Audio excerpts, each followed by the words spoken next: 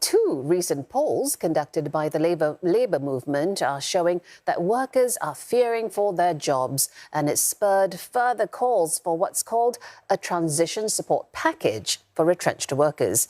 The NTUC and Singapore National Employers Federation too expect more layoffs this year and say that displaced workers should be supported in landing new jobs.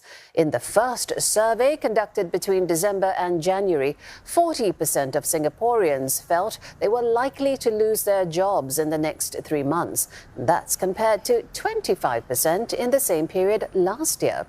In a separate poll on sentiments ahead of this year's budget speech, 31% of 185 workers believed structural trends like automation and artificial intelligence will displace them. Given the lingering pressures of the cost of living, some of these workers' anxieties I can fully understand.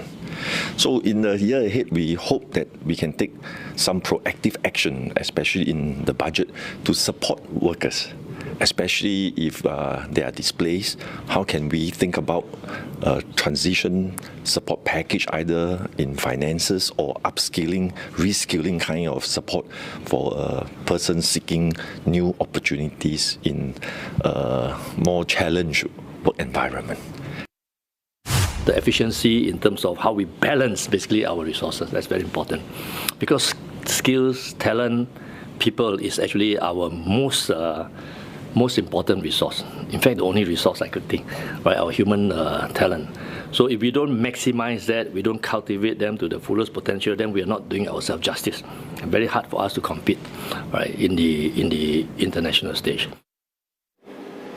The Labour movement, together with tripartite partners, are also continuing to work towards guidelines for flexible work arrangements. The guidelines, which aim to help workers juggle work and family commitments, are due to be introduced later this year. For more analysis, we're joined by Sim Kim Guan. He's Executive Director of the Singapore National Employers Federation, and also by Sumit Agarwal. He's Professor of Finance, Economics and Real Estate at the NUS Business School. Gentlemen, welcome. Thank you for joining us this evening. Professor Agarwal, let me begin with you, if I may. There's clear anxiety, it would seem, at least by the results of those surveys. Why are job security sentiments especially bad this year? I can think of a few reasons. First, we have just come out of a pandemic where we saw very high unemployment rates. And as a result, people are anxious and they don't want to have similar feelings again where they don't have a job. Second, subsequent to that, we saw high inflation. And as a result, the buying power of the consumers who even have a job has shrunk. And finally, what we have seen lately, that Singapore is a developed economy where we can't expect 7-8% GDP growth. 2 to 3% is what we should expect. As a result, for Singapore to be competitive, Singapore has to have higher productivity and efficiency. That means Singapore companies have to rely more on substitution away from labor to capital or AI and more technology. And that creates more anxiety in consumers and actually employees to worry that will they be substituted away and what will happen to their jobs in the coming times. Mr. Sim, if I could bring you in and ask you the same question from a different perspective. What's driving bigger worries about layoffs from an employer's perspective? What have you been hearing on the ground? From the employer's perspective, essentially there is increased uncertainty because of the ongoing geopolitical tension, coupled with the high cost of doing business. So utilities have gone up, supply chain costs have gone up. And of course, disruption as well as increased competition will require companies to take steps so that they can remain competitive and remain sustainable. And in doing so, there could be some workers, some of the employees that may be affected. Mr. Sim, there is talk of a potential transition support package for retrenched workers. I mean, companies already do have these retrenchment sort of programs and so on, and they differ depending on the firm that you're with. But how would such a package differ from those retrenchment benefits that are already given by companies? So the transition support package is going to be given in addition to the retrenchment benefits that companies do offer. As the name suggests, it is to help workers in their transition from a stage of being displaced to a stage where they are again gainfully employed.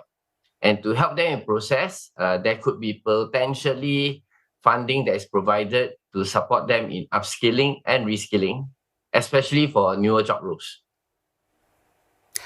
Just to continue along the vein about the transition support package for the retrenched workers, what else do you think should be included? And also, how should we package it? Should it be different for different industries and age, Mr. Sim? So obviously, in terms of the support that's provided, for those workers that perhaps are younger, one of the things that can be done is to ensure that steps are taken even before they get into this stage of being displaced, by supporting them in skill sets such as digitalization and also in new areas like sustainability. These are skills that will be required in the future.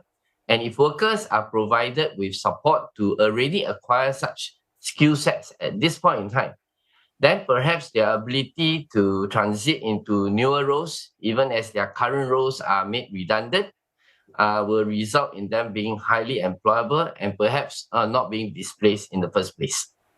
Professor Agarwal, let's bring you back in now.